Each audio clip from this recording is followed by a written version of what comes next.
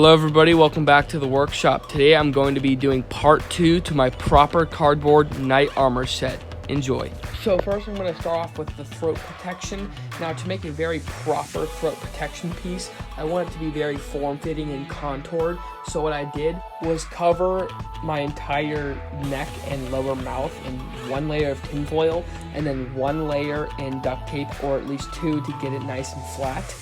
And then I cut half of it off and then turned it into a bunch of pattern pieces just like so. And that's because I know my material is going to be cardboard, and a lot of foam makers use this technique for very form-fitting pieces, but this is the only time I really need this type of technique.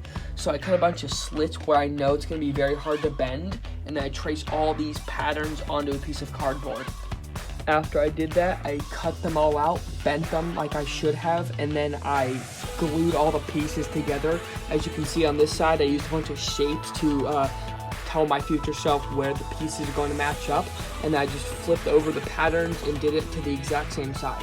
So for the lower collar piece on the throat protection, I have these 4 slightly curved pieces cut out. I'm going to bend all of them and then glue them together, and I have these shaped here so I know which ones go to which side. And then as you can see, after I bend it all the way through, that triangle will match up with that triangle. And after I bent and glued all the pieces together, this is the front and this will be the back where it opens up. And as you can see, it is very contoured because that's where the shoulders would be, and there's an arc there, and I very like how this turned out. And then I'm going to glue the collar piece to the back of the throat protector, and that is going to give me some flexibility and protection at the same time. So now I'm going to start working on the lower arm vambrace and the elbow guard as well. So I drawed out the shape right here on this piece of cardboard, and I cut it out just like that. And as you can see, there's a slight curve to it. After bending it, I glued the seam together and covered it up with some duct tape. And then I cut some semicircles where my hand and elbow bend so it doesn't catch onto my arm. So now I'm going to show you how I build the cooties, and the cooties are a elbow guard basically, and I started off by cutting 2 shapes kind of like this and then gluing the 2 together, and then I folded it around so it looks like this, and then put a little wedge and hot glued it in place so my arm can still bend. As you can see, it's actually really smooth on both sides. Now for the legs, I basically did the same thing I did with my throat protection piece. I wrapped my lower leg in aluminum foil and then duct tape, and then I cut it out and then taped it back together for a pattern. And the reason I need a pattern is because the leg armor are very form-fitting pieces, and I want to get it right. And then I'm going to trace the pieces onto cardboard and then cut it out just like so. And then, as you can see, I bent the cardboard and then glued it along the seams on the back, and then glued together all the open slits where they're supposed to be glued. And then I cut another slit down the side on the inside, and that's how I'm supposed to put it on. So then after I cut it open so my leg can go through, I then attach some anchors made out of popsicle sticks to the ends there, and I'll do the same thing to this side, and that's how I'm going to attach this thing to my leg. I'm going to hook rubber bands underneath the spaces it provides, just like so.